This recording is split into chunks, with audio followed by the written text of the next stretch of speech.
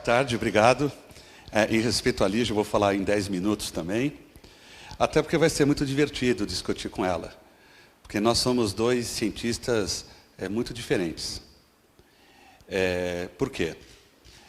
Porque nós atuamos em direções contrárias em termos de ciência. Enquanto eu admiro e acompanho o trabalho da professora Lígia na área de genômica, de biologia, ela faz o que a gente chama de engenharia reversa. Ou seja, os fenômenos biológicos, os fenômenos naturais, eles não são fenômenos ou processos que vêm com manual. Por exemplo, vocês aqui, imagina um médico, né? Vocês estão com um problema. Diferentemente de um carro, ninguém vem com manual aqui. Então, a gente tem que fazer engenharia reversa. Dá uma marteladinha no joelho, aperta aqui, dói lá. E essa tem sido a história do que a gente chama da epistemologia, da ciência. E eu, como engenheiro, e poucas pessoas sabem, eu sou um engenheiro arquiteto de sistemas integráveis. Ou seja, nós projetamos microprocessadores, microchips, e hoje, num espaço minúsculo, né, de 2 por 2 milímetros, a gente consegue confinar, Lígia, 7 bilhões de transistores. 7 bilhões de transistores com dimensão de, hoje, 7 nanômetros cada um. Então, assim, os engenheiros, eles são cientistas diferentes na universidade, eles são um pouco bipolares, porque ao mesmo tempo que a gente tem que aplicar um método de engenharia, ou seja, ir na fronteira do conhecimento, descobrir materiais e métodos de fronteira, nós temos que fazer o caminho contrário, que é usar esse conhecimento e gerar o que a gente chama dos artefatos, dos engenhos. Os engenhos são aqueles artefatos artificialmente sintetizados, ou seja, sintetizados a partir do conhecimento humano.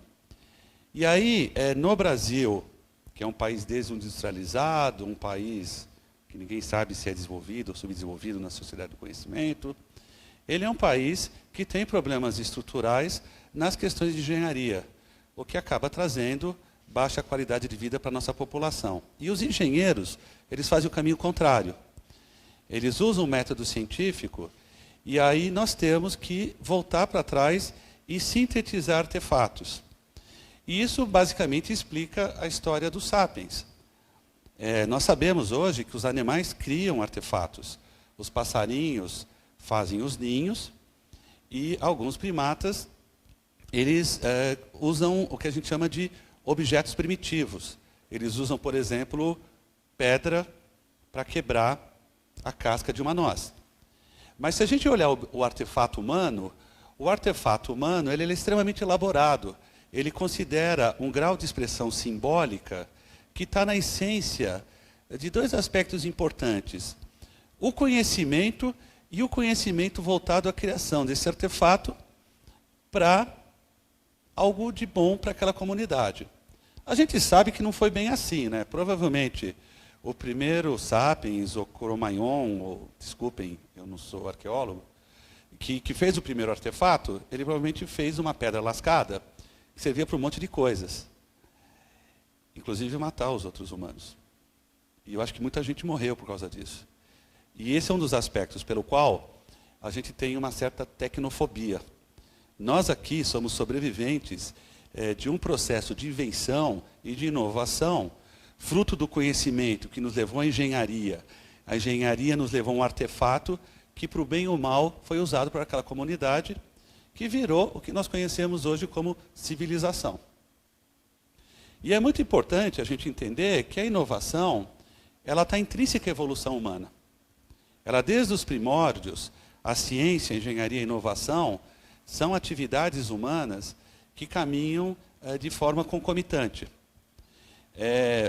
Talvez a primeira sociedade realmente inovadora em que conseguiu sistematizar esses processos de engenharia com ciência foram os romanos. E os romanos, eles tinham um conceito de inovação voltada ao welfare, ao bem-estar da população. Por exemplo, até hoje, e isso é um fato digno de nota para nós engenheiros, eles têm artefatos que existem até hoje. Aquedutos, vias. Eu estava em Portugal há um mês e meio atrás e resolveram fazer um estacionamento lá.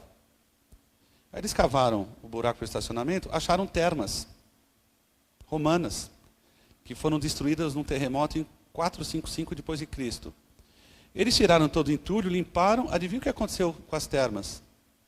Elas voltaram a funcionar, começou a jorrar água quente, encher a piscina 1, piscina 2, piscina 3 e a água suja ia para o rio.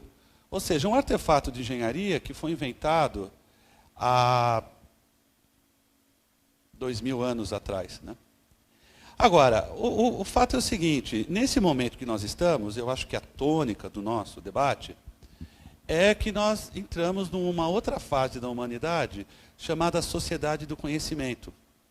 E na sociedade do conhecimento, em que nós temos uma sociedade hiperconectada, a relação entre tecnologia, ciência, engenharia e inovação, ela é simbiótica, ela é fator de, por exemplo, longevidade humana. Uma pergunta que eu já antecipo, eu vou perguntar para a Lígia. Com o avanço da biologia, Lígia, quando você acha que a mortalidade vai acabar? Ou seja, em que ponto tecnológico, talvez no próximo século, a gente não vai morrer porque a gente quer. A gente vai morrer quando a gente quer, em função dos avanços da biologia, da impressão 3D, da genômica, enfim, tudo isso. Agora, no meu caso, especificamente, na engenharia, os grandes think tanks, os grandes focos de pensamento, um foco de pensamento que eu uso é a Academia Norte-Americana de Engenharia, ela coloca para os engenheiros a inovação como atividade essencial do exercício da engenharia. E eles estabelecem 14 grandes desafios da engenharia mundial. O primeiro desafio é água limpa. O segundo desafio é painéis solares eficientes. O terceiro desafio é impressão 3D de medicamentos individualizados. O quarto desafio é informática médica. O quinto desafio é educação. O sexto desafio é o ciclo do carbono no planeta Terra. O sétimo desafio é o ciclo do nitrogênio. O oitavo desafio é a infraestrutura urbana e a vida nas cidades. O 10º desafio é a fissão nuclear. E aí tem os 4 desafios finais que eu adoro. O 11º desafio é a realidade virtual. O 12º desafio, que é o mais genial de todos, é a engenharia reversa do cérebro. Como a última fronteira que a humanidade tem dentro do atual paradigma tecnológico que nós vivemos. Porque fala-se muito de inteligência artificial, mas a gente conhece muito pouco do cérebro. Nós vamos discutir um pouco isso, Lígia, de como a gente vai fazer a convergência da biologia com a engenharia, e a gente vai falar um pouco de sistemas bioinspirados. Eu vou falar um pouco no debate. Hoje nós temos a vida no planeta Terra. Num certo momento, nós teremos tantas células quanto transistores, porque o volume de fabricação de transistores ele é exponencial. Só para vocês terem uma ideia, um celular hoje, de última geração, tem praticamente a mesma quantidade de neurônios que um cérebro humano. E vai se multiplicar por 10 em uma década. E a questão é, quais são as perspectivas de inovação? E aí eu só queria deixar claro o seguinte, como universidade pública, a gente tem que pensar o que é inovação pública. Que não é só a inovação empresarial.